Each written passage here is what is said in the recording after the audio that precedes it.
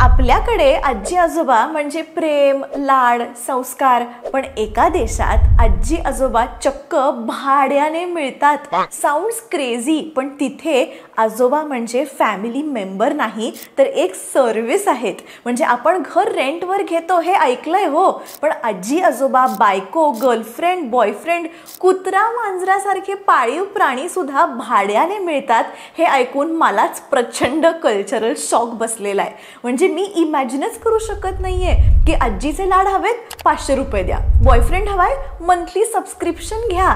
हा आहे जपान, जिथे एकटेपणा एवढा आहे की लोक प्रेम सुद्धा ऑर्डर करतायत. नातं नाही, रिलेशनशिप नाही, सगळं काही बुकिंगवर सुरू आहे. म्हणजे जपानमध्ये प्रेम नाही, ॲमेझॉन प्राईम आहे. आणि आजच्या या व्हिडिओत आपण बघणार आहोत जपानमधील एकटेपणाची तीव्रता, जी आपल्यासारख्या भारतीय आणि महाराष्ट्रीय माणसाला शब्दशः सुन्न करून सोडेल. एक असा देश जिकडे लोकांना रडण्यासाठी सुद्धा कोणीतरी भाड्याने घ्यावं लागतंय.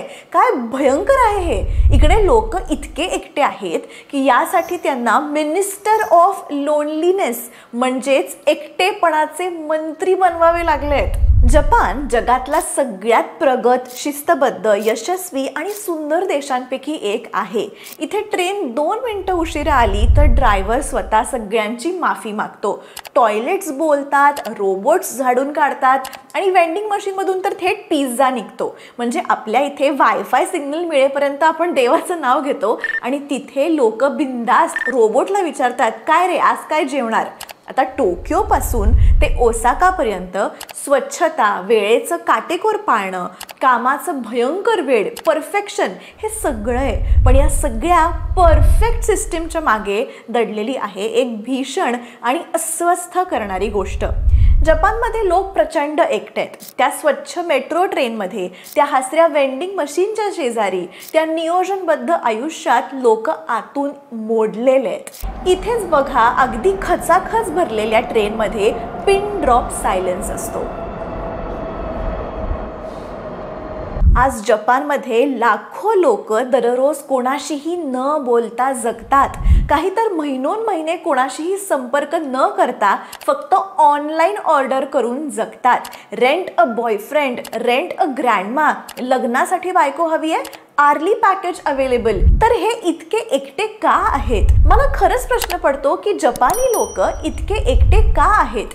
यामागे काही ठोस कारणं आहेत आणि काही धक्कादायक सामाजिक ट्रेंड्स सुद्धा. पहिले म्हणजे कामाचा प्रचंड ताण. जपानमध्ये काम म्हणजे देव, भगवान. 12-12, 14-14 तास काम करणं हे अगदी नॉर्मल तिकडे मानलं जातं. आपल्याकडे ऑफिस 6 वाजता सुटलं की चहा पाणी होतो, गप्पा होतात. तिकडे 6 वाजता लंच सुरू होतं आणि ऑफिस 10 वाजेपर्यंत असतं. आणि एवढं करूनही कोणी जर कौतुक करत नाही, बॉस परफेक्ट असं नाही म्हणाला तर डिप्रेशन गॅरंटीड. आता दुसरं कारण म्हणजे भावनांबद्दल तिकडे कोणी बोलतच नाही. म्हणजे त्यांच्याकडे अशी संस्कृतीच नाही आहे. जपानी लोकांना फार रिझर्व्ड असतात. तिथे माझं मन उदास आहे असं बोलणं म्हणजे दुर्बळपणाचं लक्षण. आणि म्हणूनच लोक आतल्या आत इतके तुटत जात आहेत. आणि याचाच परिणाम म्हणजे हिकिकोमोरी. हे अशा लोकांना म्हणतात जे काही वर्ष घराबाहेरच पडलेले नाही आहेत. जपानच्या आरोग्य, कामगार आणि कल्याण मंत्रालयाच्या माहितीप्रमाणे हिकिकोमोरी हा असा एक सामाजिक प्रकार आहे जिकडे एखादी व्यक्ती किमान 6 महिन्यांपेक्षा अधिक काळ पूर्णतः समाजापासून अलग राहते. ना शाळा, ना नोकरी, ना नातेवाईक, ना फ्रेंड्स, काहीच नाही. ही व्यक्ती आपल्या खोलीत एकटीच राहते, कोणाशीही संवाद करत नाही आणि सोशल आयसोलेशन हेच तिचं नवीन आयुष्य होतं. आणि मग उरतं काय? Online games, anime, instant noodles आणि शांततेत गुदमरवणारं एकटेपण. आणि हे एकटेपण झाकायला जपानमध्ये तयार झाली एक भन्नाट इंडस्ट्री, रेंटल पीपल इंडस्ट्री. ऐकून थोडंसं वेडसर वाटेलच आपल्याला, पण जपानमध्ये आता लोक भाड्याने नातेसंबंध घेत आहेत. Rent a family, rent a friend, rent a wife, rent a dog, rent a listener. कोणीतरी ऐकायला हवंय, मग रेंट अ लिसनर. म्हणजे जर तुम्हाला कोणाची साथ हवी असेल तर इथे इमोशनल सपोर्ट नसतो, इकडे असतो आवरली चार्ज आणि फीडबॅक रेटिंग. एवढंच नाहीये, आपल्याकडे आपण नेहमी म्हणतो बघा, आईने ओरडलं ना की मूडच गेलाय किंवा बॉसने माझं डोकंच खाल्लंय, आपल्याला कोणीही ओरडू नये हीच आपली मानसिकता असते युजली. पण जपानमध्ये बघा, जपानमध्ये लोक स्वतःहून म्हणतात कोणीतरी मला ओरडा ना प्लीज. हो, जपानमध्ये अशी सुद्धा रेंटल सर्व्हिस आहे जिथे तुम्हाला कोणीतरी मुद्दाम ओरडायला मिळतं, आणि तेही तुमच्या पर्सनॅलिटी टाईपनुसार. म्हणजे कायच आता म्हणावं याला. म्हणजे जर एखादी सुंदर बाई तुम्हाला तुच्छतेने नाकावर राग आणून ओरडली तर तुमचं सगळं टेन्शन मेल्ट होतं. जर एखादी गोड मुलगी तुम्हाला थोडं क्यूट स्टाईलमध्ये काहीतरी शिकवायला लागली तर तुमच्यात मोटिवेशन येईल. हे त्यांच्या वेबसाईटवरचं ॲक्च्युअल डिस्क्रिप्शन आहे बरं का. आणि हे काही विनोद नाही आहे. फॅमिली रोमा प्लॅनिंग एनकरेजमेंट स्क्वॉड नावाचं एक ॲक्च्युअल रेंटल प्लॅटफॉर्म आहे जे अशा सर्व्हिसेस प्रोव्हाइड करतं, आणि लोक पैसे देऊन हे ओरडणं अनुभवतात. 1 मिनिटासाठी जरा तुम्ही डोळे मिटा आणि कल्पना करा, तुम्ही डिप्रेशनमध्ये आहात आणि तुम्ही ठरवता की बास, आता मला एखाद्यांच्या शिव्याचा शॉवर हवाय, कोणीतरी मला ओरडायला पाहिजेच आहे. हे आहे emotional release as a service. आपल्याकडे अजून ओरडणं हे इमोशनल अब्यूज मानलं जातं, पण जपानमध्ये ही एक प्रकारची थेरपी मानली जाते. त्यांच्या एकटेपणावरची ही एक भन्नाट प्लॅस्टर पट्टी आहे. हे एकटेपण झाकायची सोय हळूहळू $multi-million बिझनेस बनली आहे. काही लोक त्यांचा वाढदिवस भाड्याच्या मुलांबरोबर साजरा करतात, काही इंस्टाग्रामवर फेक फॅमिली सोबत फोटो काढतात, आणि हो, ही सगळी माणसं प्रोफेशनल ॲक्टर्स असतात. 1 तासाचं प्रेम 5 स्टार रेटिंगसाठी. बापरे. म्हणजे आता तुम्ही विचार करत असाल की असं टोकायचं एकटेपण का, तर त्याचं मूळ आहे जपानी संस्कृती. शेम कल्चर आहे, परफेक्शनिझम आहे, आणि अत्यंत कडक सोशल एटिकेट्स आहेत. आपल्याकडे एखादा माणूस रस्त्याच्या कडेला पिचकाऱ्या मारतो, थुंकतो, मोठ्याने बडबड करतो, आपण दुर्लक्ष करतो. पण जपानमध्ये असं काही केलं तर ते समाजाला कलंक वाटतं, आणि इकडे लोक आपण योग्य नाही असं वाटलं की स्वतःला समाजातून पूर्णपणे ते वेगळे करतात. डिस्ग्रेस टाळण्यासाठी लोक नातं तोडतात, पण मग वेळ येते नाती भाड्याने घ्यायची. आता शेम कल्चर म्हणजे चुकायला मना नाही. समाजाच्या अपेक्षा इतक्या जास्त आहेत की लोक चुका त्यांच्या लपवतात, भावना दडपवतात. म्हणजे एखादा चुकत असेल तर त्याला त्याची लाज कशी वाटेल याकडे सर्वांचा कल दिसतो. परफेक्शनिझम, भावनांपेक्षा जबाबदारी महत्त्वाची. रडायचं नाही, थकायचं नाही, बोलायचं नाही, फक्त काम तुमचं परफेक्ट झालं पाहिजे, असं कल्चर आहे तिकडे. Karoshi, work till death. हो, करोशी म्हणजे काम करत करतच मरणं. जपानमध्ये ही कायदेशीर गोष्ट आहे, आणि या सगळ्याचा परिणाम होतोय एकाकीपणा, सोशल डिस्कनेक्ट. तुम्हाला आश्चर्य वाटेल, पण जपानच्या एका वर्तमानपत्राने दिलेल्या बातमीनुसार जपानमध्ये 14 लाखापेक्षा जास्त हिकिकोमोरी लोक आहेत, आणि ही बातमी 2023 मधली आहे. इथे एकटं राहणं ही लाईफस्टाईल आहे. तुम्ही कल्पना करा, हॉटेलमध्ये तुम्ही जेवायला गेलाय आणि तुम्हाला आजूबाजूला कोणीच नाहीये, कोणाशीच बोलायचं नाहीये ना, ऑर्डर प्लीज असं पण म्हणायचं नाहीये, वेटरचा चेहरा पण तुम्हाला दिसणार नाहीये. जपानमध्ये सोलो कल्चर एवढं प्रचंड वाढलंय की तिकडे बराचसा हॉटेल आणि सर्व्हिस इंडस्ट्री फक्त एकट्यांसाठी डिझाईन केली गेली आहे. इचिरान रामेन नावाचं एक फेमस रेस्टॉरंट आहे तिकडे. इकडे तुम्ही खायला बसलात की समोर एक लाकडी पडदा असतो. तुमचं अन्न देणारा व्यक्ती जी असते ती तुम्हाला दिसत सुद्धा नाही.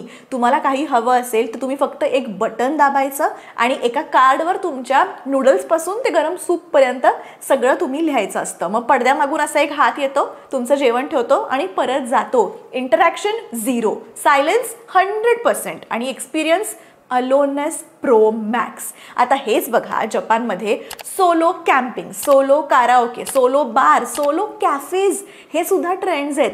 म्हणजे मला एकट्यानं झोपायचंय, एकट्यानं प्यायचंय, एकट्यानं गाणं गात बसायचंय, यासाठी खास जागा बनलेल्या आहेत. इकडे समाजाने एकटेपणा एवढा स्वीकारला आहे की आता एकटं असणं ही त्यांची कमजोरी नाही आहे, एक त्यांचं एक प्रोडक्ट झालं आहे. आता आपल्याकडे जर कोणी एकटं जेवत असेल तर बघा ना, आपली आजी लगेच विचारते, अरे काय झालं बाळा, कोणाशी भांडलास का, एकटा का जेवतोय. पण जपानमध्ये एकटं जेवणं ही आता एक फॅशन झाली आहे आणि जर तुम्ही कोणाशी बोललात तर उलटं तुम्हाला ऑकवर्ड वाटेल. आणि या सगळ्यामधून एक भयानक ट्रेंड निर्माण झाला आहे, कोडोकुशी म्हणजे लोनली डेथ्स. हे तर अगदीच भयानक आहे. म्हणजे लाखो वृद्ध लोक जपानमध्ये एकटे मरतात.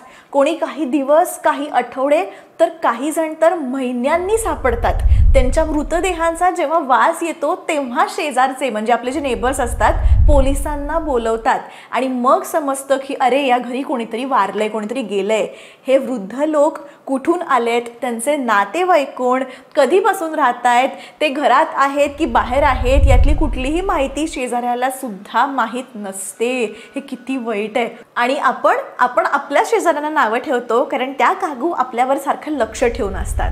असो, आणि हे तर शॉकिंग आहेच, पण त्याहीपेक्षा शॉकिंग गोष्ट म्हणजे या सगळ्यामुळे ना जपानमध्ये एक नवीन प्रोफेशन तयार झालंय, लोनली डेथ क्लीनर्स, जे अशा घरांमधून साफसफाई करतात. एखादा माणूस गेला की हे क्लीनर्स येऊन त्या शवाचा ठिकाणा लावतात, फोटो काढून ठेवतात, नंतर कोणीतरी फॅमिलीमधलं आलं तर त्यांना दाखवायला म्हणून, आणि घर अगदी चकाचक करून ठेवतात. आणि हो, मयत लोक ज्या कुठल्या धर्माचे होते त्या धर्मानुसार सुद्धा त्यांचा अंत्यविधी केला जातो. आता जपानचं हॉटेल कल्चर बघा. आपल्याकडे हॉटेल म्हणजे काय, मस्त कुटुंबासोबत कोकणात गेलोय किंवा मस्त AC रूम मिळाली आहे, लग्नात वऱ्हाड थांबण्यासाठी मांडवासमोरच एक कुठलं तरी हॉटेल राजलक्ष्मी असतं. पण जपानमध्ये हॉटेलचा अर्थच वेगळा आहे, कारण इकडे लोक एकांत भाड्याने घेतात. कॅप्स्यूल हॉटेल्स नावाचा प्रकार आहे जपानमध्ये. या हॉटेलमध्ये रूम नसते, तर फक्त एक बॉक्स मिळतो. फक्त तुमचं शरीर मावेल एवढूसा तो बॉक्स असतो. संवाद झिरो, खिडकी प्रश्नच नाही, नसतेच. सुगंधी पावडर एकदा घ्या आणि आता मस्तपैकी झोपा. हा पर्सनल आयसोलेशन पॉड आहे, तुमच्या एकटेपणाची पावती. काही लोक तर हिला चक्क टेम्पररी कॉफिन असं सुद्धा म्हणतात, कारण तो तसाच दिसतो, बॉक्स सारखा, कॉफिन सारखा. नेक्स्ट इज नॅप कॅफे सुद्धा असतात. आपल्याकडे कॅफे म्हणजे कॉलेज कट्टा, फ्रेंड्स, चहा, गप्पा हे सगळं असतं. पण जपानमध्ये कॅफे म्हणजे झोपण्यासाठी जागा. हे किती बोरिंग असावं. ऑफिसमधून थेट येतात, 2 तास झोपतात आणि पुन्हा रोबोट मोड सुरू. झिरो सोशलायझिंग, झिरो कॉन्व्हर्सेशन, फक्त झोप. म्हणजे जिथे आपण गप्पा मारायला भेटतो तिथे ते लोक डिस्कनेक्ट व्हायला येतात. अजून एक प्रकार आहे लव्ह हॉटेल्स. नावावर जाऊ नका, काही लोक इकडे खरंच लव्हसाठी येतात, पण बरंचसं हे लव्ह आपल्या अस्तित्वासाठीच असतं. म्हणजे काय, लोक एकटेच लव्ह हॉटेलमध्ये येतात. कोणासाठी? स्वतःसाठी. काही लोक इथे येऊन रडतात, काही लोक इथे नुसतं पडून राहतात, काही लोक इथे स्वतःशीच संवाद साधतात. प्रायव्हसी इतकी असते की तुम्ही रडलात, ओरडलात किंवा पिलोला मिठी मारलीत ना तरी कोणी काही विचारत नाही. इकडे लव्हचा अर्थ आहे कुठल्याही प्रश्नांशिवाय स्वतः सोबत वेळ घालवणं. क्राईंग रूम सुद्धा असतात, तुम्ही बरोबर ऐकताय, जिकडे तुम्ही मोकळेपणाने रडू शकता. अशा खोल्या सुद्धा भाड्याने मिळतात. टिश्यू असतो ठेवलेला, मस्त आरामदायक लाइटिंग असतं, सॉफ्ट म्युझिक सुरू असतं आणि डू नॉट डिस्टर्ब असा बोर्डही असतो. काही रूम्समध्ये तर सॅड मूवीज आणि मिरर सुद्धा असतो. म्हणजे तुमच्या दुःखाला फुल ऑन प्रोडक्शन व्हॅल्यू. सांगा ना, हे काय आता फ्युचर ऑफ ह्युमॅनिटी आहे का एखादा सॅड नेटफ्लिक्सचा एपिसोड? आपल्याकडे कोणी जर सॅड असेल, दुःखी असेल तर काकू, मावशी कोणीतरी चहा पिता पिता आपली सगळी कहाणी ऐकून घेतात आणि इकडे त्यांना रडायला सुद्धा जागा भाड्याने घ्यावी लागते. जपानमध्ये एकटेपणा इतका वाढलाय की लोक सोशलाइज करायला घाबरतात. त्यातून मग ना ओळखी, ना प्रेम, ना लग्न आणि मग तर बाळ होणं ही तर दूरचीच गोष्ट झाली जपानमध्ये. त्यामुळे आज जपानमध्ये वृद्ध लोकसंख्या इतकी वाढली आहे आणि नवीन जन्मदर धडाधड घसरलाय. एक देश जो तंत्रज्ञानात आघाडीवर आहे, पण जिवंत लोक मात्र हळूहळू कमी होऊ लागली आहेत. हा व्हिडिओ पहा. इथे जपानी लोक एक 4 महिन्याच्या बाळासोबत सेल्फी घेत आहेत, कारण असं बाळ कित्येक वर्षात त्यांनी पाहिलंच नसेल.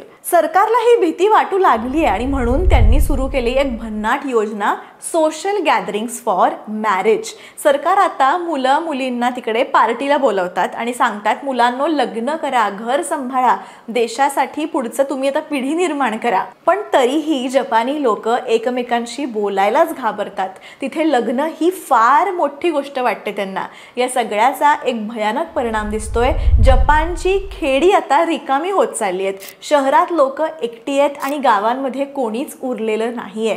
त्या खेड्यांमध्ये जे वृद्ध लोक मरण पावले, जे शहरात गेले आणि परत आलेच नाहीत, त्यांच्या जागी आता उभे आहेत त्यांचे पुतळे. एका गावात आजूबाजूला फिरलं तर तुम्हाला दिसतील दगडाचे किंवा कापडाचे मानवी आकार, जणू काही या जागेवर एक माणूस असायचा असे पुतळे. कुठे आजीचा पुतळा, कुठे लहान बाळ, कुठे शाळकरी मुलगा. हे सगळं फक्त एका कारणासाठी, गाव रिकामं वाटू नये म्हणून. आता कल्पना करा, जिकडे एकेकाळी खेळ, हास्य, सण आणि लोक होते, तिथे आज शांतता आणि मूक पुतळे आहेत. मन हेलावून टाकणारी ही सच्चाई आहे. हे सगळं पाहिल्यावर असं वाटतं की जिकडे जगाने उन्नती केली तिथे मानवता मागे राहिली. जिकडे टेक्नॉलॉजीने भविष्य घडवलं तिथे नात्यांचं भूतकाळ झालंय. आणि म्हणून आपल्याकडे आजही जेव्हा वडील फोन करतात की अरे बेटा घरी ये, तेव्हा ते इन्व्हिटेशन नसून इमोशन असतं. जिकडे हॉटेलमध्ये रडायला जागा लागते, तिकडे आपल्या घरात अजूनही आईच्या मांडीवर झोपायला आपल्याला कायम जागा असते. जपानचं हे चित्र पाहिल्यावर एक गोष्ट लक्षात आली की एकटेपणा म्हणजे लोक आहेत पण नातं नाही. आणि म्हणून आपल्या भारतात, आपल्या महाराष्ट्रात आजीचं मस्त चविष्ट पिठलं, आजोबांचा गोष्टींनी भरलेला आवाज, आईचा डबा, बहिणीशी भांडण, भावाचा गुपचूप पाठिंबा, हे सगळं फ्री आहे पण अमूल्य आहे. म्हणून पुढच्या वेळी जेव्हा कोणी तुम्हाला विचारेल भारत अजूनही टेक्नॉलॉजीमध्ये मागे आहे का रे, तर एकच सांगा, हो आमच्याकडे अजूनही आजी भाड्याने मिळत नाही. आमच्याकडे अजूनही माणसं फिलिंग्समध्ये गुंतलेली आहेत आणि नातं हे सर्व्हिस नाही, संस्कार आहे. या व्हिडिओने तुम्हाला विचार करायला भाग पाडला असेल तर लाईक करा आणि कमेंटमध्ये सांगा तुमच्यासाठी सगळ्यात जिव्हाळ्याचं नातं कोणतं आहे. आणि हो, सबस्क्राईब करायला विसरू नका. पण हो, जपानमध्ये काही सगळंच असं डिप्रेसिंग आहे का, तर नाही. जर तुम्ही शहरापासून थोडंसं दूर गेलात, म्हणजे जपानच्या कंट्री साईडच्या भागात गेलात ना, तर तुम्हाला तिकडे अगदी माणुसकीचा श्वास मिळेल. इकडे लोक एकत्र जेवतात, संध्याकाळी हॉबीसाठी एकत्र जमतात, गप्पा मारतात आणि तेही तुमचा धर्म, देश, भाषा काहीही विचारल्याशिवाय. हा आहे सच्चा जपान. जेव्हा तुम्ही तिकडे जाता तेव्हा लोक ते तुम्हाला समोर येऊन तुमच्याशी बोलायला सुरुवात करतात, कारण त्यांनाही हवं असतं कोणीतरी बोलायला, काहीतरी शेअर करायला. आणि हेच आहे त्यांचं लोनलीनेसवरचं सोल्युशन, कॉन्व्हर्सेशन, संवाद. आजचे खरे जपानी लोक ना इंग्रजी शिकतायत. त्यांना जगाशी बोलायचं आहे, त्यांना कनेक्ट व्हायचं आहे, तुमच्याशी, माझ्याशी, सगळ्यांशी. आणि म्हणूनच तुमच्यासाठी, माझ्या खास मराठी माणसांसाठी मी तयार केला आहे एक स्पोकन इंग्लिश कोर्स, जे इंग्लिश शिकवतं इझी भाषेमध्ये आणि एकदम मजेशीर स्टाईलमध्ये. आजपर्यंत 10,000 पेक्षा जास्त लोक या कोर्सला एनरोल झाली आहेत आणि त्यांनी इंग्रजीत बोलायला सुरुवात सुद्धा केलेली आहेत. अगदी easy, step by step, lesson wise, नंतर टेस्ट, सगळं काही आहे. डिस्क्रिप्शनमध्ये कोर्सच्या लिंक दिलेल्या आहेत. किंवा तुम्ही आम्हाला व्हॉट्सॲप सुद्धा करू शकता माहितीसाठी, किंवा फक्त हाय म्हणायला सुद्धा व्हॉट्सॲप करू शकता. लोनलीनेसचा तोड एकच आहे, संवाद. आणि संवादाचं पहिलं पाऊल म्हणजे भाषा. तर इंग्रजी शिका आणि जगाशी बोला. मी तुमच्यासोबत कायम आहेच. भेटूया पुढच्या व्हिडिओमध्ये. तोपर्यंत नमस्कार.